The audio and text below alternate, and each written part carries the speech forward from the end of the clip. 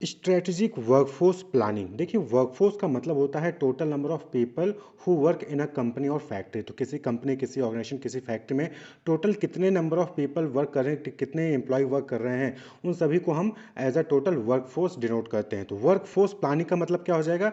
It is a systematic process for identifying and addressing the gaps between the workforce of today and human capital needs of tomorrow.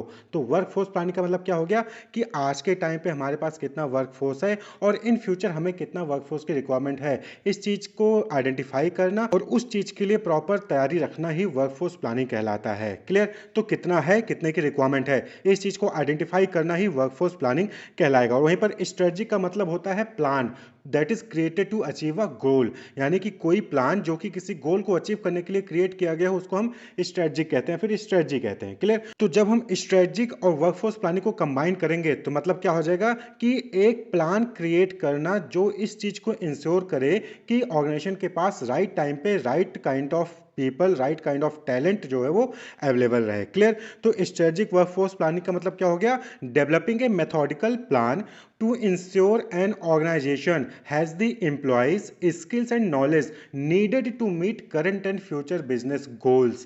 यानी कि strategic workforce plan का मतलब क्या हो गया कि एक इस तरीके का पीपल प्लान, वर्कफोर्स प्लान तैयार करना जो कि इस चीज को इंश्योर करेगा कि ऑर्गेनाइजेशन के पास करेंटली और फ्यूचर में राइट नंबर ऑफ एम्प्लॉयज हों, सही स्किल्स के साथ हों, सही नॉलेज के साथ हों।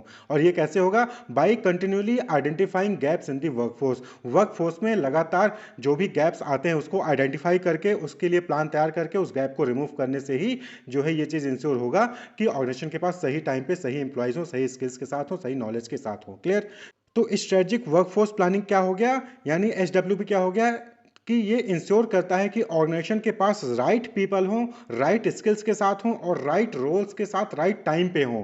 तो इसी को हम स्ट्रेटेजिक वर्कफोर्स प्लानिंग कहते हैं। Means creating a plan that insure that an organization has right people with right skill and are in the right role at the right time.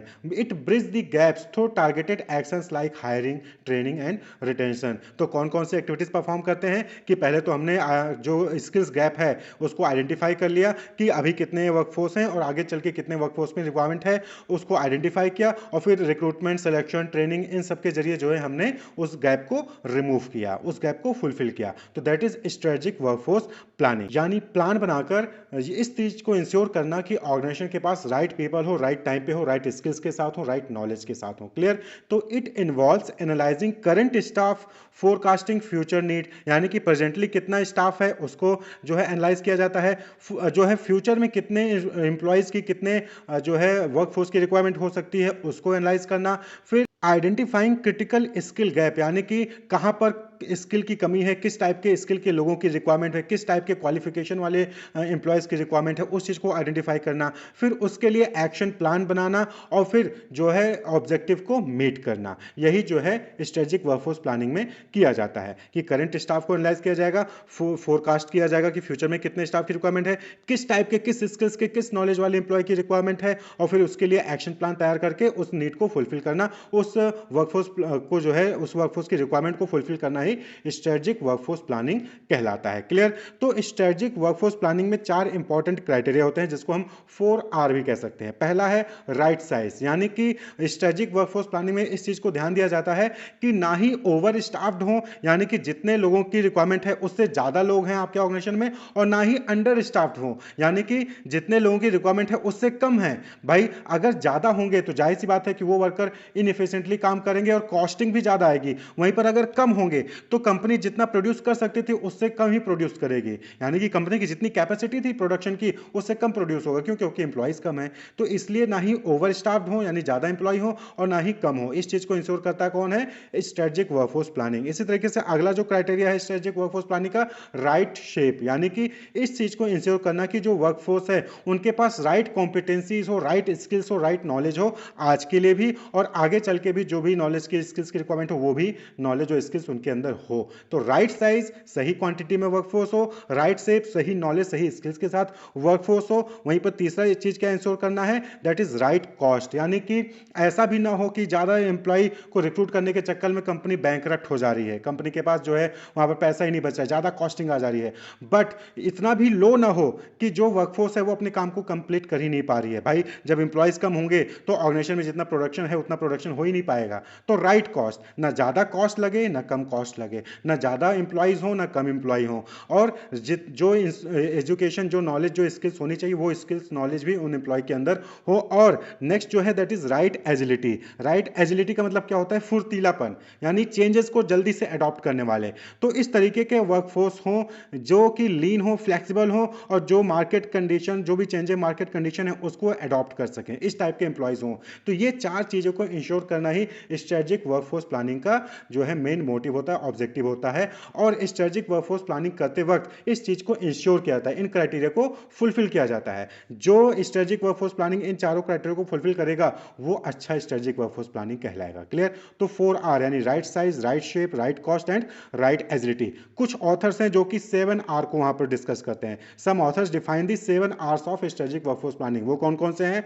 Right people, right skill, right shape, right size, right time, right place and right cost. ये 7R होते हैं कुछ authors के according. Clear? तो ये सभी का मतलब आप समझ चुके होंगे। अब हम बात कर लें कि स्ट्रेटेजिक वर्कफोर्स प्लानिंग का बेनिफिट क्या होता है। तो स्ट्रेटेजिक वर्कफोर्स प्लानिंग क्या है आप समझ गए।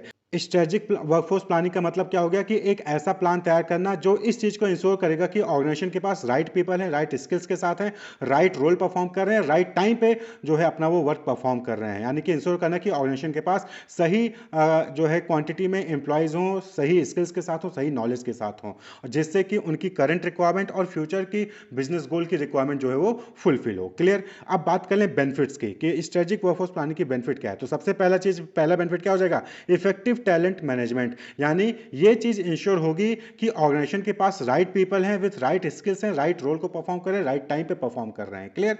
तो पहला तो इफेक्टिव टैलेंट मैनेजमेंट के लिए स्ट्रेटेजिक वर्कफोर्स प्लानिंग जो है इंपॉर्टेंट है। वहीं पर दूसरा बेनिफिट क्या है? एसडब्ल्यूपी एम्स टू ऑप्टिमाइज और रिड्यूस कॉस्ट। जैसा कि हमने बताया राइट साइज में कि ज्यादा इंप्लॉयज को रिक्रूट कर लिया जाएगा तो भी जो है कॉस्ट बर्डन पड़ेगा कंपनी के ऊपर, ज्यादा कॉस्ट आएगी इंप्लॉय के ऊपर। वहीं पर कम रिक्रूट किया तो भी जो है परफॉर्मेंस पूर हो जाएगी, प्रोडक्शन कम होगा तो प्रॉफिट कम होगा।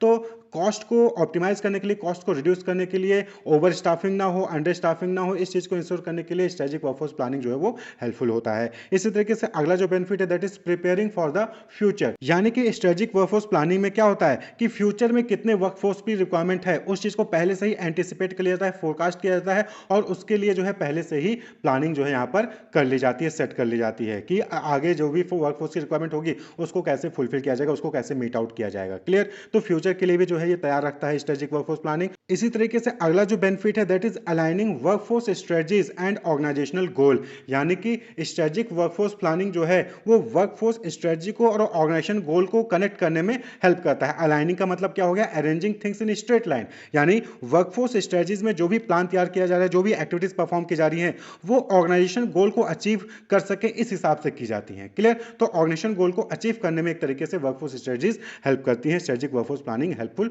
होता है। नेक्स्ट जो इंपॉर्टेंट है that is risk mitigation. Risk mitigation कहने का मतलब क्या हो गया कि reducing the potential harm due to understaffing और ओवर स्टाफिंग। अंडर स्टाफिंग की वजह से जो भी हार्म हो सकता है कंपनी को, या फिर ओवर स्टाफिंग की वजह से जो भी हार्म हो सकता है, उससे जो है वो स्ट्रेटेजिक वर्कफोर्स प्लानिंग ऑर्गेनाइजेशन को बचाता है, उससे प्रोटेक्ट करता है ऑर्गेनाइजेशन को। जैसे अगर ओवर स्टाफ कर लिया तो कॉस्ट ज्यादा आएगी, वर्क इनफिशिएंसी होगी। वहीं पर अगर अंडर स्टाफ कर लिया तो जाहिर सी बात है कि कंपनी का जितना प्रोड्यूस कर सकते उतना प्रोडक्शन नहीं होगा, और जब प्रोडक्शन नहीं होगा तो सेल्स नहीं होगा, सेल्स नहीं होगा तो प्रॉफिट नहीं होगा।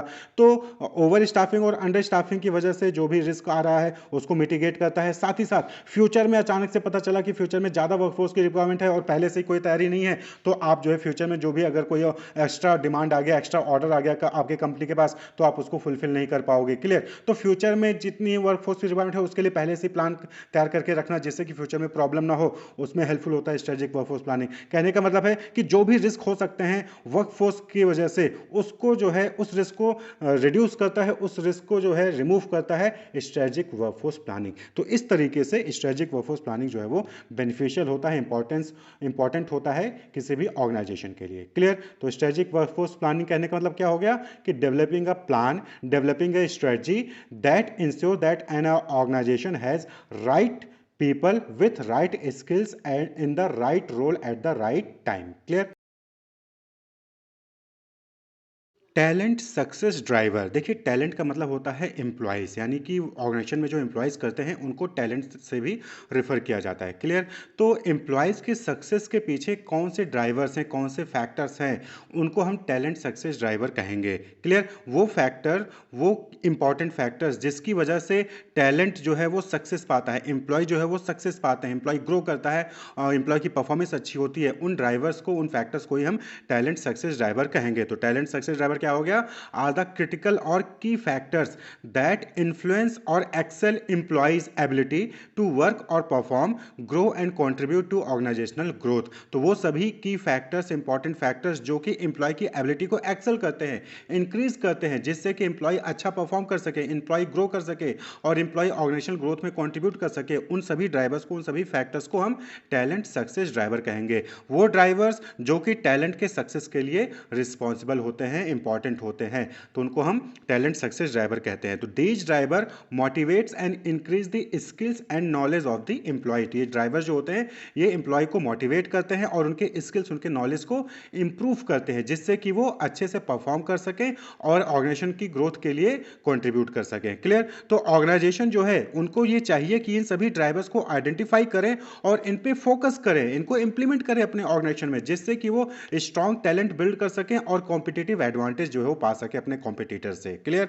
तो ऑर्गेनाइजेशन को इन सभी ड्राइवर्स को आइडेंटिफाई करना चाहिए और इस पे काम करना चाहिए, जिससे कि इन ड्राइवर्स पर फोकस करके, इन फैक्टर्स पर फोकस करके और जो है इन फैक्टर्स में जो भी चीज़ें जरूरी हैं उनको इंप्लीमेंट करके ऑर्गेनाइजेशन में टैलेंट के सक्सेस को इंक्रीज करें, जिससे कि एक स्ट्रॉन्ग टैलेंट उनके ऑर्गेनाइजेशन में बिल्ड होगा और उनको कॉम्पिटिटिव एडवांटेज भी मिलेगा, यानी कि कॉम्पिटिटर के पास वो चीज़ नहीं होगी जो इस ऑर्गेनाइजेशन के पास होगी, जिन्होंने इन इंपॉर्टेंट फैक्टर्स को अपने यहाँ पर इंप्लीमेंट किया है। तो कुछ की इंपॉर्टेंट ड्राइवर्स की बात करें तो सबसे पहला है कॉम्पिटेंस डेवलपमेंट। देखिए किसी भी एम्प्लॉय के अंदर कॉम्पिटेंसी है कि नहीं है, ये इंपॉर्टेंट है। अगर किसी एम्प्लॉय के अंदर कॉम्पिटेंसीज होंगी, उसके अंदर क्षमता होगी किसी भी काम को करने की, तो जाहिर सी बात है वो उस काम को अच्छे से कर पाएगा। अगर उसके अंदर वो नॉलेज नहीं है, वो कॉम्पिटेंसी नहीं है, वो स्किल्स नहीं है, तो वो काम अच्छे से नहीं कर पाएगा ना। तो इस चीज़ को इंश्योर करना ऑर्गेनाइजेशन को कि वो जो है एम्प्लॉय जो है राइट स्किल और राइट नॉलेज पोजेस करता है, इस चीज़ को इंश्योर करना ऑर्गेनाइजेशन का काम है। और अगर एम्प्लॉय के अंदर राइट स्किल, राइट नॉलेज नहीं है, तो अच्छे से परफॉर्म नहीं कर पाएगा और उसके लिए ऑर्गेनाइजेशन को चाहिए कि वो कंटिन्यूअस लर्निंग और डेवलपमेंट जो है training programme, development programme, seminar या फिर वर्कशॉप कंडक्ट कराएं, जिससे कि एम्प्लॉय के अंदर राइट स्किल, राइट नॉलेज इंपार्ट किया जा सके। क्लियर? तो कॉम्पिटेंस डेवलपमेंट सबसे पहला इंपॉर्टेंट की ड्राइवर हो गया। इसके जरिए एम्प्लॉय सक्सेसफुल हो सकता है। क्लियर? एम्प्लॉय सही तरीके से अच्छे से परफॉर्म कर सकता है जब उसके अंदर राइट स्किल्स होंगी, राइट नॉलेज होंगे। तो कॉम्पिटेंस डेवलपमेंट पहला की ड्राइवर हो गया। दूसरा है रिवॉर्ड एंड रिकॉग्निशन, सबसे इंपॉर्टेंट फैक्टर। कोई भी टैलेंट है, कोई भी एम्प्लॉय है, वो ऑर्गेनाइजेशन में वर्क करता है जिससे कि उसके वर्क के बदले, उसने जो भी एफर्ट किया है उसके बदले उसको रिवॉर्ड मिले, उसको रिकॉग्निशन मिले। और अगर उसको रिवॉर्ड और रिकॉग्निशन नहीं मिलेगा तो अच्छे से परफॉर्म नहीं करेगा और ऑर्गेनाइजेशन के ग्रोथ में वो कंट्रीब्यूट नहीं करेगा, एंगेज ही नहीं रहेगा वो ऑर्गेनाइजेशन के साथ। तो वो जाहिर सी बात है कि वो होता नहीं है कुछ लोग कि जाते हैं ऑफिस में, चले गए बेमन से, काम किया किया नहीं किया, अच्छे से परफॉर्म नहीं किया, चले वापस सैलरी ले लिया। क्लियर? तो इस तरीके से होता है। तो रिवॉर्ड और रिकॉग्निशन एम्प्लॉयज के लिए जरूरी है, टैलेंट के सक्सेस के लिए जरूरी है। सही तरीके से अगर एम्प्लॉय को रिवॉर्ड किया जा रहा है, सही तरीके से एम्प्लॉय को रिकॉग्निशन मिल रहा है ऑर्गेनाइजेशन में, तो एम्प्लॉय मोटिवेट होगा, एम्प्लॉय अपने परफॉर्मेंस को इंप्रूव करेगा, कॉम्पिटिटिवली जो है परफॉर्म करेगा। तो ensuring that employees feel appreciated for their effort, ये ऑर्गेनाइजेशन को इंश्योर करना जरूरी है कि एम्प्लॉय जो है ये फील करता है कि हाँ उसके एफर्ट को एप्रिसिएट किया जाता है ऑर्गेनाइजेशन में। It motivates and encourage the employee to maintain high standard, और ये जो है एम्प्लॉय को मोटिवेट करता है और इनकरेज करता है कि वो अपनी परफॉर्मेंस को हाई रखें, अपनी परफॉर्मेंस को अच्छा रखें। क्लियर? तो it includes bonus, salary hike, promotion, certificate, medals, recognition. ठीक है? तो इस तरीके से जो है एम्प्लॉय को रिवॉर्ड और रिकॉग्निशन वहां पर देकर उनके सक्सेस को इंप्रूव किया जा सकता है, उनकी परफॉर्मेंस को इंप्रूव किया जा सकता है। वहीं पर एक इंपॉर्टेंट फैक्टर और है, that is employee well being. अगर एम्प्लॉय मेंटली, फिजिकली, इमोशनली सही होगा तभी तो ऑर्गेनाइजेशन का काम को अच्छे से परफॉर्म कर पाएगा, तभी तो वो अपनी पूरी कैपेसिटी से काम कर पाएगा। अगर वो मेंटली परेशान है, फिजिकली परेशान है, इमोशनली डिस्टर्ब है, तो जाहिर सी बात है को अच्छे से परफॉर्म नहीं कर पाएगा और ऑर्गेनाइजेशन के रोल को परफॉर्म नहीं कर पाएगा, यानी कि वो सक्सेस नहीं अचीव कर पाएगा। तो एम्प्लॉय के वेलबींग पे भी जो है ऑर्गेनाइजेशन को फोकस करना चाहिए। जब एम्प्लॉय फील करेगा कि हाँ ऑर्गेनाइजेशन उनको केयर करता है, उनकी मेंटल, फिजिकल, इमोशनल हेल्थ की केयर करता है, तो उनकी प्रोडक्टिविटी, उनकी एंगेजमेंट और उनकी लॉयल्टी, ये तीनों ही इंक्रीज करेंगे। एम्प्लॉय की जो प्रोडक्टिविटी है इंप्रूव होगी, जाहिर सी बात है जब फिजिकली मेंटली फिट होगा तो प्रोडक्टिविटी अच्छे से काम करेगा, तो प्रोडक्टिविटी इंक्रीज होगी, वो ऑर्गेनाइजेशन के साथ इंगेज रहेगा और वो लॉयल रहेगा ऑर्गेनाइजेशन के साथ। क्यों? क्योंकि उसके अंदर ये फीलिंग रहेगी कि ऑर्गेनाइजेशन उसके लिए जो है वहां पर काम कर रही है, उसके ऊपर फोकस करिए, उसके मेंटल, फिजिकल, इमोशनल हेल्थ पे फोकस करिए, तो वो भी अटैच रहेगा और वो जल्दी से ऑर्गेनाइजेशन को छोड़ के जाएगा नहीं। क्लियर? तो इट इंक्लूड वेलनेस प्रोग्राम। कैसे एम्प्लॉय वेलबींग पे ध्यान दिया जा सकता है? तो वेलनेस प्रोग्राम करवा के, स्ट्रेस मैनेजमेंट जो है सपोर्ट वहां पर प्रोवाइड करके, एम्प्लॉय अगर फैमिली की वजह से परेशान है या फिर ऑर्गेनाइजेशन में वर्क को लेकर, प्रेशर को लेकर परेशान है, वर्क प्रेशर को लेकर परेशान है, तो उसको जो है वहां पर काउंसलिंग प्रोवाइड किया जाए, गाइडेंस प्रोवाइड किया जाए। बहुत सारे डॉक्टर्स होते हैं जो कि काउंसलिंग का काम करते हैं, वहां पर प्रॉब्लम को समझेंगे, उसको जो है सॉल्व करेंगे। डिफरेंट जो है वहां पर योगा, मेडिटेशन, ये सारी चीजें करवाई जाती हैं। फ्लेक्सिबल वर्किंग आवर्स जो है प्रोवाइड किया जा सकता है। बहुत बार होता है कि एम्प्लॉय जो है वो ऑर्गेनाइजेशन और जो फैमिली का टाइमिंग है उसमें क्लैश हो जाता है, फैमिली को टाइम नहीं दे पा रहा है, तो वहाँ पर फ्लेक्सिबल वर्क टाइम दीजिए, वहाँ पर एम्प्लॉय को जो है लीव जो है वहाँ पर प्रोवाइड करिए। क्लियर? तो इस तरीके से एम्प्लॉय के वेलबींग पर ऑर्गेनाइजेशन फोकस कर सकती है और टैलेंट से सक्सेस जो है वो ले सकती है। नेक्स्ट जो है दैट इज परफॉर्मेंस मैनेजमेंट। ये भी एक इंपॉर्टेंट फैक्टर है जो कि टैलेंट के सक्सेस में इंपॉर्टेंट रोल प्ले करता है। जो कि टैलेंट अच्छे से परफॉर्म कर सके, एम्प्लॉय अच्छे से परफॉर्म करे, उसमें एक इंपॉर्टेंट रोल है परफॉर्मेंस मैनेजमेंट का। परफॉर्मेंस मैनेजमेंट में क्या होता है कि एम्प्लॉय किस तरीके से परफॉर्म कर रहा है उस चीज को इवैल्यूएट किया जाता है। तो through performance management organization utilizes the strength of the employees and address weakness through proper training. भाई जब परफॉर्मेंस मैनेजमेंट करोगे तो वहां पर आपको सभी एम्प्लॉयज की परफॉर्मेंस पता चलेगी कि कौन किस सेक्टर में जो है स्ट्रेंथ है, कौन किस सेक्टर में अच्छा परफॉर्म कर रहा है, कौन किस सेक्टर में जो है पुअर परफॉर्म कर रहा है, किस एम्प्लॉय की क्या स्ट्रेंथ है, किस एम्प्लॉय की क्या वीकनेस है, ये चीज पता चलेगी। तो एम्प्लॉय की जो भी स्ट्रेंथ होगी उसको सही तरीके से ऑर्गेनाइजेशन यूटिलाइज कर सकता है और एम्प्लॉय की जो भी वीकनेसेस हैं उसके लिए प्रॉपर ट्रेनिंग और डेवलपमेंट प्रोग्राम कंडक्ट करवा के उसको जो है वहां पर ट्रेनिंग दी जाएगी, जिससे कि उसकी वीकनेस भी जो है वो स्ट्रेंथ में कन्वर्ट हो जाए। तो परफॉर्मेंस मैनेजमेंट जो है एक इंपॉर्टेंट कह लीजिए ड्राइवर है जिससे एम्प्लॉय की परफॉर्मेंस को इंक्रीज किया जा सकता है। टैलेंट के सक्सेस में जो है ये एक इंपॉर्टेंट रोल प्ले करता है। तो it improve the performance, fairness and transparency at the work place. भाई ऑर्गेनाइजेशन में है, परफॉर्मेंस मैनेजमेंट हुआ, उसकी रिपोर्ट आई, फीडबैक मिला सभी एम्प्लॉयज को। अब परफॉर्मेंस के बेसिस पे ही तो इंक्रीमेंट मिलता है या फिर प्रमोशन मिलता है। तो जब सभी को अपनी अपनी परफॉर्मेंस पता होगी तो ऑर्गेनाइजेशन में जो है वहां पर प्रमोशन जब भी मिलेगा तो एम्प्लॉय के अंदर ग्रेवियांसेस नहीं आएंगे। ये एम्प्लॉय जो है इमोशनली या फिर मेंटली डिस्टर्ब नहीं हुआ, क्यों? क्योंकि उसको पता है कि उसकी परफॉर्मेंस कम थी इसलिए दूसरे को जो है प्रमोशन मिला है, दूसरे की सैलरी इंक्रीज हुई है, तो फेयरनेस रहेगी। लेकिन अगर आपको पता है कि आप अच्छा परफॉर्म कर रहे हो, दूसरे को भी पता है कि वो अच्छा परफॉर्म कर रहा है और ऑर्गेनाइजेशन में परफॉर्मेंस मैनेजमेंट का कोई नाम की कोई चीज ही नहीं है, किसी को भी प्रमोशन दिया जा रहा है, किसी की भी सैलरी हाइक की जा रही है, तो वहां पर ग्रेवियांसेस होने लगते हैं। तो वहां पर फिर एम्प्लॉय जो है एंगेज नहीं रहता है ऑर्गेनाइजेशन के साथ और एम्प्लॉय कम परफॉर्म करने लगता है, एम्प्लॉय की परफॉर्मेंस डाउन जो है वो होने लगती है। तो इसलिए परफॉर्मेंस मैनेजमेंट एक इंपॉर्टेंट ड्राइवर है, ये सभी ऑर्गेनाइजेशन में होना चाहिए और सही तरीके से होना चाहिए, जिससे कि कोई भी वहां पर बायसनेस ना हो और फेयर रिजल्ट वहां पर निकल के आए, जिससे कि प्रॉपर ट्रेनिंग दिया जा सके, प्रॉपर प्रमोशन दिया जा सके, प्रॉपर रिवॉर्ड और रिकॉग्निशन वहां पर एम्प्लॉय को दिया जा सके। इसी तरीके से एक इंपॉर्टेंट और फैक्टर है that is work environment and culture. ये भी एक इंपॉर्टेंट रोल प्ले करता है टैलेंट के सक्सेस में। एम्प्लॉय अच्छा परफॉर्म करेगा कि नहीं करेगा ये भी इस पे डिपेंड करता है कि वर्क इन्वायरमेंट कैसा है, वर्क कल्चर कैसा है। क्लियर? अब किसी ऑर्गेनाइजेशन में सारी चीज़ें पॉजिटिव हैं, सपोर्टिव वर्क इन्वायरमेंट है, वहाँ पर एक दूसरे को लोग रेस्पेक्ट करते हैं, एक दूसरे को कोलैबोरेट करते हैं, एक दूसरे को जो है वहाँ पर सपोर्ट करते हैं, लीडर जो है वो जो है ओपन कम्युनिकेशन है उस ऑर्गेनाइजेशन में, कोलैबोरेशन में लोग जो है वहाँ पर काम करते हैं, तो जाहिर सी बात है कि वहाँ के एम्प्लॉयज़ जो है हैप्पी रहेंगे, मोटिवेट रहेंगे, इमोशनली और मेंटली जो है फिट रहेंगे, तो वहाँ पर उनकी परफॉर्मेंस भी अच्छी होगी। लेकिन वहीं पर एक दूसरा ऑर्गेनाइजेशन है जहाँ पर जो है डिस्प्यूट्स होते रहते हैं, एक दूसरे से ग्रेवियांसेज हैं, एक दूसरे को सपोर्ट नहीं कर रहे हैं, क्लियर, एक दूसरे को नीचे चीज़ें गिनाने में लगे हुए हैं, तो वहाँ पर क्या होगा, वहाँ पर जाहिर सी बात है कि परफॉर्मेंस पुअर रहेगी सभी इंप्लॉयज़ की। कुछ ही अच्छा परफॉर्म करेंगे, कुछ पुअर होंगे, तो सभी अच्छे परफॉर्म नहीं कर पाएंगे। तो इसलिए इंपॉर्टेंट फैक्टर है कि ऑर्गेनाइजेशन इस चीज़ पे भी ध्यान रखे कि वहाँ पर उनके ऑर्गेनाइजेशन में वर्क एनवायरनमेंट कैसा है, वर्क कल्चर कैसा है, कोलैबोरेटिव वर्क कल्चर होना चाहिए, ओपन कम्युनिकेशन होना चाहिए, किसी को कोई भी ग्रेवियांसेस है तो वो अपने बॉस से जाके कम्युनिकेट कर सके, ऐसा माहौल होना चाहिए। पता चला आपको ग्रेवियांसेस है और आप अपने बॉस से कम्युनिकेट ही नहीं कर पा रहे हो, आप अपने सुपीरियर से कम्युनिकेट ही नहीं कर पा रहे हो, तो ऐसा नहीं होना चाहिए। किसी के पास कोई सजेशन है, वो अपना सजेशन अपने बॉस को, अपने सुपीरियर को दे सके, ऐसा जो है वर्क एनवायरनमेंट और कल्चर होना चाहिए। तो इससे क्या होगा, इससे स्ट्रेस जो है वो रिड्यूस होगा। भाई इंप्लॉय के अंदर कोई भी डाउट होगा, कोई भी परेशानी होगी, वो जाके अपने सुपीरियर से बात कर ले रहा है, तो वहाँ पर उसकी प्रॉब्लम को सोल्यूशन मिल जाएगा, तो उसके अंदर जो भी स्ट्रेस होगा वो रिड्यूस हो जाएगा, खत्म हो जाएगा।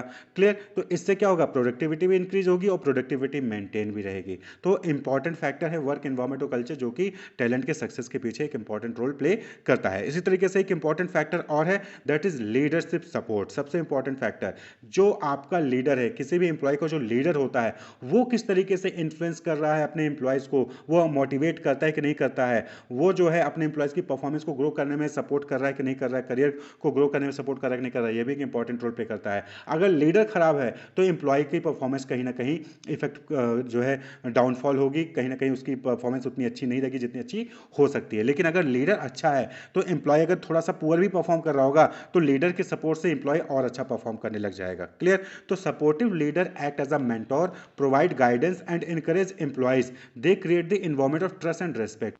तो अगर लीडरशिप अच्छा है तो वो जो है अपने एम्प्लॉयज़ को गाइडेंस प्रोवाइड करेगा, अपने एम्प्लॉयज़ को इनकरेज करेगा कि वो और अच्छे से अपनी इनको नॉलेज को इनक्रीज करें, अपने स्किल्स को इनक्रीज करें, जिससे कि वो अपना करियर ग्रो कर सकेंगे, ऑर्गेनाइजेशन में अच्छा परफॉर्म कर सकेंगे, उनको अच्छे रिवॉर्ड और रिकॉग्निशन मिलेगा। तो इस तरीके से जो है लीडर अपने एम्प्लॉयज़ को सपोर्ट करते हैं। क्लियर? तो ये एक बात हो गई टैलेंट सक्सेस ड्राइवर की। नेक्स्ट टॉपिक है टैलेंट पावर्ड ऑर्गेनाइजेशन।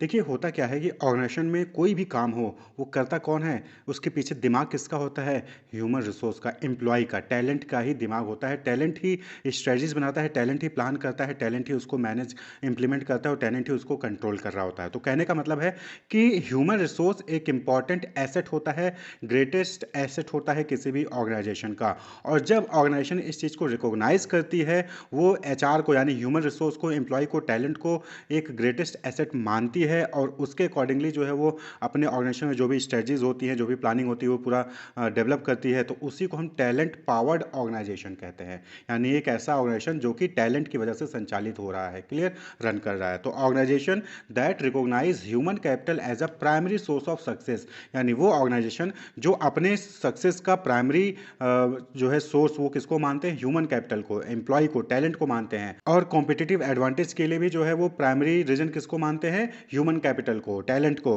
तो उस ऑर्गेनाइजेशन को हम टैलेंट पावर्ड ऑर्गेनाइजेशन कहेंगे। तो it focus on attracting, developing and retaining talented employee. तो जो टैलेंट पावर्ड ऑर्गेनाइजेशन होते हैं वो किस पे फोकस करते हैं, वो इस चीज़ पे फोकस करते हैं कि जो भी टैलेंटेड एम्प्लॉयज़ हैं वो उनको अट्रैक्ट कर लिया जाए, उनको डेवलप किया जाए, उनके अंदर स्किल्स और जो है करियर डेवलपमेंट से रिलेटेड चीज़ें की जाए, इम्पार्ट की जाए और उनको रिटेन करके रखा जाए। क्योंकि टैलेंटेड एम्प्लॉय को रिटेन करके अगर आप नहीं रखे तो किसी और ऑर्गेनाइजेशन में जाएगा और वही जो है फिर आपको आगे चल के कॉम्पीट कर सकता है। क्लियर?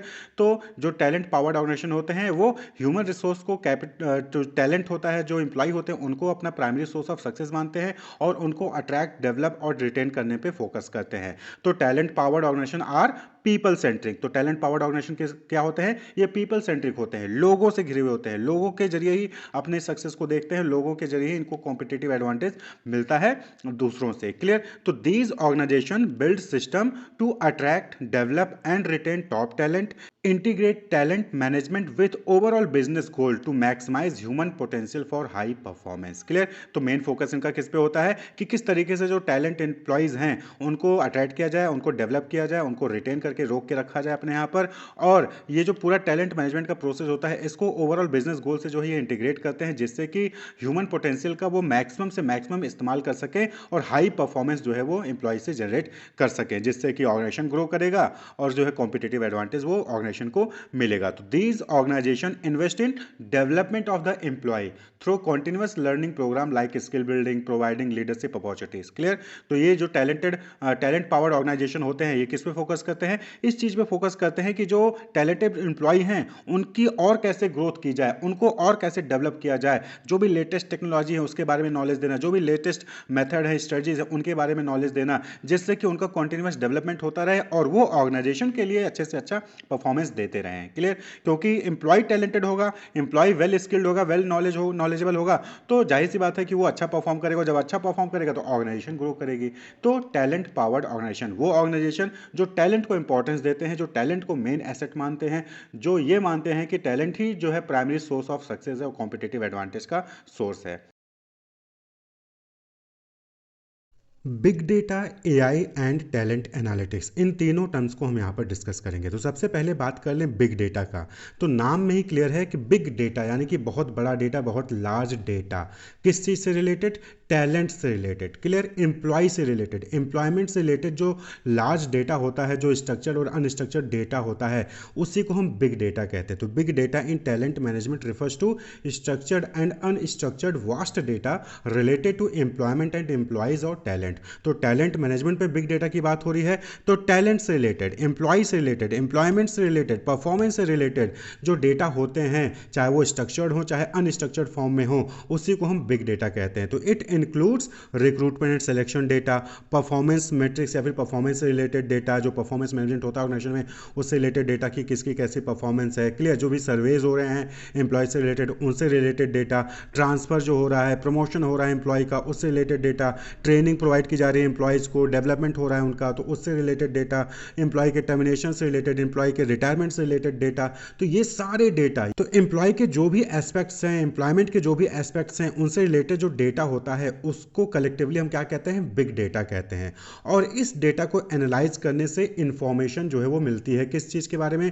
वर्कफोर्स पैटर्न के बारे में, एम्प्लॉयज़ के बिहेवियर के बारे में, क्या चल रहा है एम्प्लॉयमेंट में, क्या ट्रेंड चल रहा है, उसके बारे में जो है इंफॉर्मेशन मिलती है, जो कि एचआर मैनेजर को हेल्प करती है इन्फॉर्म डिसीजन मेकिंग लेने में कि कब हायरिंग करनी है, कैसे हायरिंग करनी है, जॉब डिस्क्रिप्शन क्या होना चाहिए, किस टाइप के एम्प्लॉयज़ को, किस टाइप के कैंडिडेट को हायर करना है, प्रमोशन किसको देना है, कब रिटेंशन स्ट्रेटजीज लगानी है, सक्सेशन प्लानिंग में किसको जो है अगला मैनेजर के लिए जो है तैयार करके रखना है। क्लियर? तो इस सब चीज़ों में डिसीजन मेकिंग के लिए एचआर मैनेजर को कौन हेल्प करता है? बिग डेटा करता है। क्लियर? तो बिग डेटा को जब एनालाइज किया जाएगा तो एनालिसिस करने पर वो एचआर मैनेजर को हेल्प करता है, इंपॉर्टेंट इंफॉर्मेशन प्रोवाइड करता है, जो कि जो एचआर मैनेजर हैं उनको इंपॉर्टेंट डिसीजन मेकिंग लेने में हेल्पफुल होता है। तो ये जो बिग डेटा है इसको आप दो तरीके से एनालाइज कर सकते हैं। या तो जो एचआर मैनेजर है वो खुद जो है डेटा को कलेक्ट करे और बैठ के जो है उसको एनालाइज करे फिजिकली, या फिर आप जो है यहाँ पर टेक्नोलॉजी का इस्तेमाल कर सकते हैं इन डेटा को एनालाइज करने का। तो बहुत बड़ा डेटा होता है, बहुत ज़्यादा डेटा होता है एम्प्लॉयमेंट और एम्प्लॉय से रिलेटेड, तो उसको एनालाइज करना इतना आसान नहीं होता। तो आज के टाइम पे क्या हो रहा है कि यहाँ पर कंप्यूटर सिस्टम का इस्तेमाल होता है। तो वो कंप्यूटर सिस्टम जो कि ह्यूमन इंटेलिजेंस की तरह ही जो है काम करता है और डेटा को एनालाइज करता है, उसको क्या कहते हैं? आर्टिफिशियल इंटेलिजेंस, एआई यानी आर्टिफिशियल इंटेलिजेंस। तो artificial intelligence refers to computer system that are capable in performing task that require human intelligence, यानी कि ये जो आर्टिफिशियल इंटेलिजेंस है ये उन कामों को भी कर सकते हैं जिसमें ह्यूमन की इंटेलिजेंस की रिक्वायरमेंट होती है।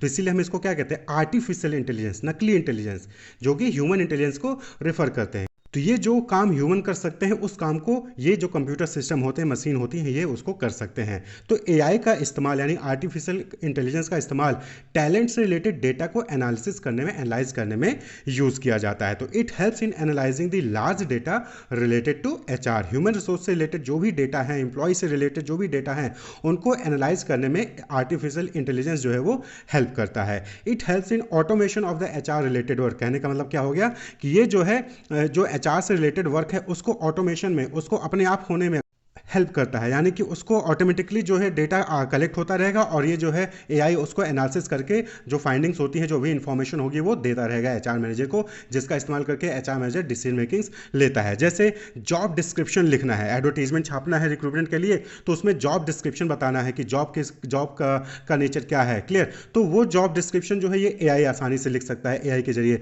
यानी कि वहां पर एम्प्लॉयर को, जो एचआर मैनेजर है उसको लिखने की जरूरत नहीं है, बल्कि एआई का इस्तेमाल करके वो पूरा जॉब डिस्क्रिप्शन लिख सकते हैं। इसी तरीके से स्क्रीनिंग करनी है कैंडिडेट की, सिलेक्शन के टाइम पे कैंडिडेट की स्क्रीनिंग करनी है, तो एआई जो है वहां पर स्क्रीनिंग कर सकता है, यानी कि आपको छांटना है कि कौन से कैंडिडेट हैं जो कि ग्रेजुएट हैं, कौन से कैंडिडेट हैं जो कि ग्रेजुएट नहीं है, तो आसानी से जो एआई है वो उनको जो है डिफरेंशिएट कर देगा, और जो भी ग्रेजुएट कैंडिडेट होंगे उनको अलग कर देगा, जो नॉन ग्रेजुएट होंगे उनको अलग कर देगा, क्लियर। तो ये स्क्रीनिंग में हेल्प करता है, क्लियर। जैसे कि स्क्रीनिंग करनी है कि कौन से लोग हैं जिन्होंने बीएससी कर रखा है, कौन से लोग हैं जिन्होंने बीकॉम कर रखा है, तो उसको जो है स्क्रीन जो है डिफरेंशिएट करना है, अलग करना है डेटा को, तो एआई जो है उसको कर देता है। तो वहाँ पर जो एचआर मैनेजर हैं उसको खुद करने की जरूरत नहीं है, एआई में डेटा फीड करना है, वो अपने आप जो है सेग्रीगेट कर देगा पूरी लिस्ट को कि कौन बीएससी, कौन बीकॉम है, कौन एमबीए है, क्लियर। इसी तरीके से it recommend personalise training programme, कौन से एम्प्लॉय को कौन सी टाइप की ट्रेनिंग देनी है, किस टाइप की ट्रेनिंग देनी है, उसको अगर आपको फाइंड आउट करना है तो आप वहां पर एआई का इस्तेमाल जो है वहां पर कर सकते हैं, आर्टिफिशियल इंटेलिजेंस का इस्तेमाल कर सकते हैं। एआई जो है वो रिकमेंड कर देगा कि किस टाइप का जो है ट्रेनिंग प्रोग्राम एम्प्लॉय को देना चाहिए। एआई का इस्तेमाल किस टाइप की रिटेंशन स्ट्रेटजीज का इस्तेमाल करना है, कौन सी टाइप का रिटेंशन स्ट्रेटजी यूज करें, ये जो है उसको सजेस्ट करता है। It helps in assessment of the employees performance, employee की परफॉर्मेंस को असेस करने में, उसको एनालाइज करने में भी जो है एआई यानी आर्टिफिशियल इंटेलिजेंस हेल्प करता है। तो कहने का मतलब क्या हो गया कि बिग डेटा जो है वो लार्ज डेटा होता है related to employment, employee talent, और उसको एनालाइज करने के लिए जब कंप्यूटर सिस्टम का इस्तेमाल किया जाता है जो कि ह्यूमन इंटेलिजेंस की तरह काम करता है, उसको हम आर्टिफिशियल इंटेलिजेंस कहते हैं। तो आर्टिफिशियल इंटेलिजेंस में मशीन द्वारा, कंप्यूटर सिस्टम द्वारा जो बिग डेटा होता है उसको एनालाइज करके इंपॉर्टेंट इंफॉर्मेशन जो है वो निकाला जाता है, जिसके बेसिस पे एचआर जो होता है, जो मैनेजर होते हैं, वो इंपॉर्टेंट डिसीजन मेकिंग करते हैं, क्लियर। अब वहीं पर जो नेक्स्ट आता है टैलेंट एनालिटिक्स। तो देखिए होता क्या है एआई में कि वहां पर कंप्यूटर सिस्टम का इस्तेमाल करके डेटा को एनालाइज किया जा रहा है, लेकिन जब टेक्नोलॉजी का इस्तेमाल करने के साथ साथ स्टैटिस्टिक्स का इस्तेमाल करके डेटा को जो है एनालाइज किया जाता है, तो उसको हम टैलेंट एनालिटिक्स कहते हैं, क्लियर। एनालिटिक्स का मतलब क्या हो गया, systematic computational analysis of data और स्टैटिस्टिक्स, यानी कि जो भी डेटा है उसका जब आप कंप्यूटेशनल एनालिसिस करते हो, कंप्यूट करते हो, स्टैटिस्टिक्स का, डिफरेंट स्टैटिस्टिकल टूल्स का इस्तेमाल करके जो है उसको एनालाइज करते हो डेटा को, तो उसी को हम एनालिटिक्स कहते हैं। तो टैलेंट एनालिटिक्स क्या हो गया, using data, statistics and technology to analyse employee data for smart workforce decision in hiring, retention, engagement and planning. तो जब एम्प्लॉयमेंट से रिलेटेड डेटा, एम्प्लॉय से रिलेटेड डेटा का इस्तेमाल किया जाता है, उसको एनालाइज किया जाता है, स्टैटिस्टिकल टूल का इस्तेमाल किया जाता है, टेक्नोलॉजी का इस्तेमाल करके उसको एनालाइज किया जाता है, जिससे कि hiring, retention, engagement, planning in सबसे रिलेटेड डिसीजन मेकिंग किया जा सके, तो उसको हम क्या कहते हैं, टैलेंट एनालिटिक्स कहते हैं, क्लियर। तो जब कंप्यूटेशनल, तो यहां पर क्या हो रहा है कि बिग डेटा से डेटा लिया जाता है, स्टैटिस्टिकल टूल से डिफरेंट मेथड का इस्तेमाल किया जाता है, और फिर टेक्नोलॉजी का इस्तेमाल करके उस डेटा को एनालाइज किया जा रहा है, तो इसी को टैलेंट एनालिटिक्स कहते हैं। एआई में क्या है, आपने डेटा दिया, वो अपने हिसाब से जो है वहां पर एल्गोरिदम का इस्तेमाल करके आपको एनालिसिस का फाइंडिंग जो है वो दिखा देता है, लेकिन टैलेंट एनालिटिक्स में प्रॉपर यहां पर स्टैटिस्टिकल टूल का इस्तेमाल किया जा रहा है, और फिर डेटा को एनालाइज किया जाता है, और फिर उसके बेसिस पे फाइंडिंग्स वहां पर दिखाई जाती हैं। तो it uses raw HR information and provide actionable insight to boost productivity and meet business goal. तो बिजनेस गोल को मीट करने के लिए, प्रोडक्टिविटी को बूस्ट करने के लिए ये जो टैलेंट एनालिटिक्स है ये रॉ इंफॉर्मेशन को लेता है और फिर एक्शनेबल इंसाइट यानी कि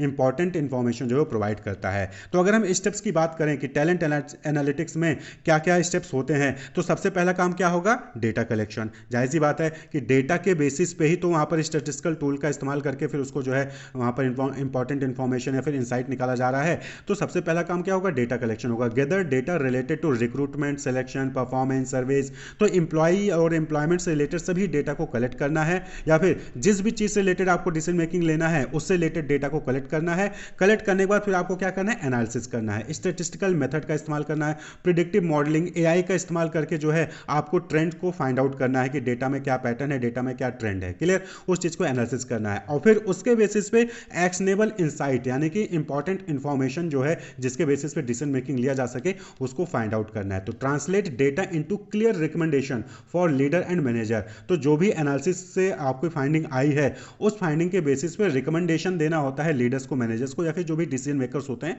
उनको वहां पर जो है इंपॉर्टेंट रिकमेंडेशन देना होता है। जैसे कि क्या चीज है जो कि कैंडिडेट को मोटिवेट करता है कि वो जॉब के लिए अप्लाई करें, या फिर क्यों जो है एम्प्लॉय का टर्नओवर हो रहा है, क्यों एम्प्लॉय छोड़ के जा रहे हैं, और किस तरीके से एम्प्लॉय को रिटेन करके रखा जा सकता है। क्लियर? या फिर फ्यूचर में कितने एम्प्लॉय की रिक्वायरमेंट हो सकती है, कितने टैलेंट की रिक्वायरमेंट हो सकती है, उसको फोरकास्ट करना और उसको अलाइन करना जिससे कि बिजनेस ऑब्जेक्टिव, बिजनेस गोल जो है वो अचीव हो सके। तो ये जो है स्टेप्स होते हैं टैलेंट एनालिटिक्स के। तो कहने का मतलब डेटा कलेक्शन होता है, फिर एनालिसिस होता है स्टैटिस्टिकल मेथड का इस्तेमाल करके, और फिर उसके बेसिस पे जो भी फाइंडिंग्स आती है उसके बेसिस पे रिकमेंडेशन जो है वो दिया जाता है लीडर्स को, मैनेजर्स को, या फिर डिसीजन मेकर्स को, या जो एचआर मैनेजर कह लीजिए, उनको इंपॉर्टेंट रिकमेंडेशन दिया जाता है। और उस रिकमेंडेशन के बेसिस पे फाइनल डिसीजन मेकिंग जो है वो एचआर मैनेजर, लीडर या फिर जो डिसीजन मेकर होता है वो फाइनल डिसीजन लेता है। तो ये होता है big data, AI and talent analytics. Clear? Big data में डेटा, जो डिफरेंट डेटा होते हैं उनको कलेक्ट किया जाता है और उस बिग डेटा को एआई या फिर टैलेंट एनालिटिक्स का इस्तेमाल करके एनालाइज किया जाता है, इंपॉर्टेंट फाइंडिंग्स फाइंड आउट किए जाते हैं, और उसके बेसिस पे भी फाइनल डिसीजंस लिए जाते हैं जिससे कि बिजनेस गोल, ऑर्गेनाइजेशन का गोल अचीव हो सके। कभी भी टैलेंट में कोई प्रॉब्लम ना आए, टैलेंट गैप ना हो। टैलेंट गैप इंपॉर्टेंट होता है ना, अगर टैलेंट गैप है तो उसमें दिक्कत हो जाती है। तो एआई या फिर जो टैलेंट एनालिटिक्स है ये इस चीज को भी फाइंड आउट करने में हेल्प करता है कि कहां पर टैलेंट गैप है, यानी कि ऑर्गेनाइजेशन में कौन से टाइप के एम्प्लॉयज नहीं हैं या फिर किस फील्ड के एम्प्लॉय नहीं हैं, उस फील्ड के एम्प्लॉय को रिक्रूट किया जाए। क्लियर? जैसे कि एमबीए कैंडिडेट बहुत कम है और टेक्निकल कैंडिडेट ज्यादा है, तो एमबीए कैंडिडेट को वहां पर रिक्रूट करिए। क्लियर? इसी तरीके से अगर मान लीजिए कि वहां पर ऑटोमेशन से रिलेटेड या फिर प्रोडक्शन से रिलेटेड एम्प्लॉयज कम है तो प्रोडक्शन से रिलेटेड वहां पर एम्प्लॉय को रिक्रूट किया जाए। तो टैलेंट गैप को भी फाइंड आउट करने में एआई, डेटा एनालिटिक्स या फिर जो टैलेंट एनालिटिक्स है ये हेल्प करता है। टैलेंट मैनेजमेंट चैलेंजेस, यानी कि टैलेंट को मैनेज करने में क्या क्या चैलेंजेस आती हैं, क्या क्या प्रॉब्लम्स आती हैं। क्लियर? तो सबसे पहले बात कर ले टैलेंट क्या होता है। तो देखिए टैलेंट क्या है। Talent is the ability, capabilities, skills, knowledge of the employees, employee की इंटेलिजेंस जो कि ऑर्गेनाइजेशन के गोल को अचीव करने में यूज की जाती है। क्लियर? तो एम्प्लॉय की कैपेबिलिटी आप कह लीजिए, एम्प्लॉय की स्किल्स, एम्प्लॉय की नॉलेज, एम्प्लॉय की इंटेलिजेंस, एम्प्लॉय का जजमेंट, एटीट्यूड, ये सब क्या है, ये टैलेंट ही कहलाता है। क्लियर? तो according to vacancy talent is the sum of person's capabilities, employees intrinsic gift, skills, knowledge, experience of employees intelligence, judgment, attitude, character, drive, his or her ability to learn and grow। ये सब के सब talent कहलाते हैं भाई। Employ कोई चीज़ आसानी से सीख जाता है, कोई चीज़ जल्दी सीख जाता है, वो बहुत अच्छे जजमेंट लेता है, डिसीजन मेकिंग उसकी अच्छी है, उसका एटीट्यूड बहुत अच्छा है, उसका कैरेक्टर अच्छा है, एम्प्लॉय की उसकी इंटेलिजेंस बहुत अच्छी है, उसके पास स्किल्स है, उसके पास नॉलेज है, उसके पास कई सालों का एक्सपीरियंस है। क्लियर? उसके पास कैपेबिलिटीज़ है किसी भी काम को करने का। तो ये सब क्या है, ये सब टैलेंट कहलाते हैं। क्लियर? और टैलेंट मैनेजमेंट का मतलब क्या हो गया कि जब ऑर्गेनाइजेशन में इसी चीज़ को, एम्प्लॉय के एबिलिटी को, कॉम्पिटेंसीज को, उसकी पावर को मैनेज किया जाता है तो उसी को टैलेंट मैनेजमेंट कहते हैं, जिससे कि ऑर्गेनाइजेशन का जो गोल है वो अचीव हो सके। तो it include recruiting the right candidate at the right time as well as exploring the hidden and unusual qualities of the employees and developing and nurturing them to get the desired result. यानी कि सही candidate को सही time पर find out करना, उसको recruit करना, उसको जो है प्रॉपर ट्रेनिंग और डेवलपमेंट देके ऑर्गेनाइजेशन के गोल को अचीव करवाना, और साथ ही साथ हर एम्प्लॉय के अंदर कुछ हिडन और अनयूजुअल क्वालिटीज भी होती है जो कि एम्प्लॉय को खुद नहीं पता होती है। तो ये ऑर्गेनाइजेशन की रिस्पॉन्सिबिलिटी जो होती है कि जो हिडन टैलेंटेड है एम्प्लॉय के अंदर उसको भी आइडेंटिफाई करें और उसको जो है नर्चर करें, उसको जो है ग्रो करें और उसका इस्तेमाल करें डिजायर्ड रिजल्ट को अचीव करने में। क्लियर? तो टैलेंट को मैनेज करना ही टैलेंट मैनेजमेंट कहलाता है। तो इसमें प्रॉब्लम्स क्या है, चैलेंजेस क्या है टैलेंट मैनेजमेंट में जो कि ऑर्गेनाइजेशन फेस करती है। तो पहला ही चैलेंज है टैलेंट शॉर्टेज, टैलेंट की कमी। मार्केट में टैलेंट की कमी है भाई। आए दिन नई नई टेक्नोलॉजीज आ रही हैं, नए नए जो है वहाँ पर कॉन्सेप्ट्स आ रहे हैं, नए नए थ्योरीज आ रही हैं। तो जो नए नए कॉन्सेप्ट है उसका नॉलेज ना होना, जो नई टेक्नोलॉजी है उसको चलाने का स्किल्स ना होना। क्लियर? तो ये चीज़ें क्या है, ये प्रॉब्लम है, और इस प्रॉब्लम की वजह से ऑर्गेनाइजेशन में जो अवेलेबल टैलेंट है और जो ऑर्गेनाइजेशन को एक्चुअली में टैलेंट चाहिए उसमें गैप आ जाता है, स्किल गैप आ जाता है। क्लियर? तो पहली प्रॉब्लम तो यही होगी, पहला चैलेंज तो यही हो गया कि राइट टैलेंट को फाइंड आउट करना, कि मार्केट में उतने टैलेंट है ही नहीं। हर ऑर्गेनाइजेशन को जो है टैलेंटेड एम्प्लॉय चाहिए और मार्केट में उतने टैलेंटेड एम्प्लॉय है नहीं, तो टैलेंट शॉर्टेज है। पहला तो चैलेंज यही है कि टैलेंट शॉर्टेज है, तो इस टैलेंट शॉर्टेज में भी आपको जो है मैक्सिमम टैलेंट अपने ऑर्गेनाइजेशन की तरफ अट्रैक्ट करना है, क्लियर, राइट कैंडिडेट को रिक्रूट करना है। दूसरा जो चैलेंज है टैलेंट मैनेजमेंट में, that is retention of right talent. भाई टैलेंटेड एम्प्लॉय है तो जाहिर सी बात है उसके पास अच्छे स्किल्स होंगे, नॉलेज होंगे, एक्सपीरियंस होगा, एक्सपर्टीज होगी, तो वो जहाँ पे उसको अच्छी अपॉर्चुनिटीज़ मिलेगी वहाँ स्विच करके चला जाएगा। तो as maximum employees are actively monitoring or seeking for other job opportunities. Normally होता क्या है कि ऑर्गेनाइजेशन में जो एम्प्लॉयज़ काम कर रहे होते हैं वो वहाँ तो काम कर ही रहे होते हैं, साथ ही साथ और बेटर अपॉर्चुनिटीज़ को भी सर्च कर रहे होते हैं, और जैसे उनको बेटर अपॉर्चुनिटीज़ मिलती है वो स्विच कर जाते हैं। तो ऐसे में टैलेंट मैनेजमेंट में इंपॉर्टेंट चैलेंज आ जाता है कि जो अच्छे टैलेंट है, राइट टैलेंट है, उनको रिटेन कैसे किया जाए, उनको किस तरीके से ऑर्गेनाइजेशन के साथ रोक के रखा जाए कि वो स्विच ना करके जाएं, क्लियर। और जो स्विच करने के पीछे रीजन होता है वो बहुत बार बर्नआउट होता है, पुअर लीडरशिप है, लैक ऑफ ग्रोथ होता है, यानी कि उनको लगता है कि आगे चल के उनका कोई ग्रोथ नहीं होने वाला इस ऑर्गेनाइजेशन में, कॉम्पेंसेशन उनको ज़्यादा अच्छा नहीं मिल रहा है, काम उनसे ज़्यादा करवाया जा रहा है, वो बर्नआउट हो जाते हैं, लीडरशिप अच्छी नहीं है ऑर्गेनाइजेशन में, तो इस वजह से रिटेंशन में प्रॉब्लम आती है, क्लियर। तो ऑर्गेनाइजेशन को इन सब चीज़ों पर ध्यान देना चाहिए, तभी जो है वो अच्छे एम्प्लॉय को रिटेन करके रोक सकते हैं। तो पहला दूसरा प्रॉब्लम यहाँ पे आता है, चैलेंज आता है कि अच्छे एम्प्लॉय को रोक कर रखना, क्योंकि अच्छा एम्प्लॉय होगा तो जाहिर सी बात है कि उसको उसके अकॉर्डिंग इन्वायरमेंट प्रोवाइड करना होगा, तभी वो काम कर पाएगा, नहीं तो भी स्विच करके उसको जहां भी बेटर ऑप्शन मिला, बेटर अपॉर्चुनिटी मिली, वो स्विच कर जाएगा, तो आप उसको रोक नहीं पाओगे, क्लियर। नेक्स्ट जो है that is workforce diversity. Talent management में जो अगला चैलेंज है दैट इज वर्कफोर्स डाइवर्सिटी। भाई आज के टाइम पे क्या है कि ऑल ओवर इंडिया अलग अलग स्टेट के लोग जाकर जो है वो जॉब करते हैं, तो अलग अलग बैकग्राउंड के, अलग अलग एक्सपीरियंस के, अलग अलग कैरेक्टरिस्टिक्स के लोग जो है एक ही ऑर्गेनाइजेशन में काम करते हुए आपको मिल जाएंगे। तो सब अलग अलग बैकग्राउंड से आ रहे हैं, सबके अलग अलग एक्सपीरियंसेस हैं, सबके अलग अलग कैरेक्टरिस्टिक्स हैं, अलग अलग कल्चर से हैं, अलग अलग रेस है, एबिलिटीज़ है, जेंडर है। तो ऐसे में सबको एक साथ मैनेज करना कहीं ना कहीं प्रॉब्लमेटिक होता है, कहीं ना कहीं चैलेंज होता है। सबको आप एक जैसा तो कंसिडर नहीं कर सकते हो, सबकी अलग अलग बिहेवियर्स हैं, अलग अलग फीचर्स हैं, अलग अलग जो है कैरेक्टरिस्टिक्स हैं, एक्सपीरियंसेस हैं, तो सबको अलग तरीके से वहाँ पर जो है मैनेज करना पड़ेगा। तो वर्कफोर्स डाइवर्सिटी ये भी चैलेंज है कि सबको किस तरीके से एक साथ मैनेज किया जाए। नेक्स्ट जो चैलेंज है वर्कफोर्स डाइवर्सिटी से ही रिलेटेड है, दैट इज एंगेजिंग और मैनेजिंग मल्टी जनरेशन वर्कफोर्स। आज के टाइम पे ऑर्गेनाइजेशन में आपको जो है अलग अलग जनरेशन के लोग देखने को मिल जाएंगे। जैसे 1946 से 1964 में जो बॉर्न हुए थे उनको बेबी बूम कहा जाता है, 1965 से 1980 के बीच में जो पैदा हुए उनको जेन एक्स कहा जाता है, 1981 से 1996 के बीच में जो है वो मिलेनियल्स कहलाते हैं, 1997 से 2012 तक के जो लोग पैदा हुए उनको जेन जी कहते हैं, क्लियर। वहीं पर 2013 से 2024 के बीच में जो पैदा हो रहे हैं उनको जेन अल्फा कहेंगे, 2025 से 2039 के बीच में जो लोग पैदा होंगे उनको जेन बीटा कहा जाएगा। तो अलग अलग जनरेशन के लोग आपको एक ही ऑर्गेनाइजेशन में देखने को मिल जाएंगे, और अलग अलग जनरेशन की अलग अलग क्वालिटीज़ हैं, अलग अलग कैरेक्टरिस्टिक्स हैं, अलग अलग नीड हैं, अलग अलग वर्किंग पैटर्न है। तो ऐसे में वहाँ पर अलग अलग जनरेशन के जो टैलेंट है उनको मैनेज करना थोड़ा सा प्रॉब्लमेटिक होता है, चैलेंज वहाँ पर फेस करना पड़ता है ऑर्गेनाइजेशन को। वहीं पर जो नेक्स्ट है that is talent management effectiveness. इसको मेजर करना थोड़ा सा टफ होता है कि कौन एम्प्लॉय कितना टैलेंटेड है, इसको मेजर करना थोड़ा सा टफ है। क्यों? क्योंकि जो एचआर एक्टिविटीज़ हैं वो नॉर्मली क्वालिटेटिव नेचर की हैं, क्वांटिटेटिव नेचर की नहीं होती, और क्वालिटेटिव नेचर की जो चीज़ें होती हैं उनको थोड़ा सा मेजर करना प्रॉब्लम होता है। तो ऐसे में टैलेंट मैनेजमेंट की इफेक्टिवनेस को मेजर करना, टैलेंट मैनेजमेंट सही तरीके से हो रहा है इस चीज़ को समझना, कौन सा एम्प्लॉय कितना टैलेंट है इसको मेजर कर पाना थोड़ा सा वहाँ पर चैलेंज है। ऑर्गेनाइजेशन के सामने ये प्रॉब्लम आती है कि वो किस तरीके से जज करे कि कौन सा एम्प्लॉय कितना कैलिबर है, किसको सक्सेशन प्लानिंग के लिए सोचा जा सकता है, किसको जो है फ्यूचर में मैनेजर की पोस्ट पे जो है वहाँ पर रिक्रूट किया जा सकता है। तो ये थोड़ा सा मेजरमेंट पे कहीं ना कहीं प्रॉब्लम आती है ऑर्गेनाइजेशन के सामने, जिसकी वजह से कई बार ऐसा होता है कि एक अच्छा एम्प्लॉय हाथ से चला जाता है और एक गलत एम्प्लॉय को जो है हायर पोस्ट पर वहाँ पर रिक्रूट कर लिया जाता है। तो ये कुछ चैलेंजेस हैं टैलेंट मैनेजमेंट में जो कि ऑर्गेनाइजेशन को फेस करनी पड़ती हैं। Wish you all the best, keep watching.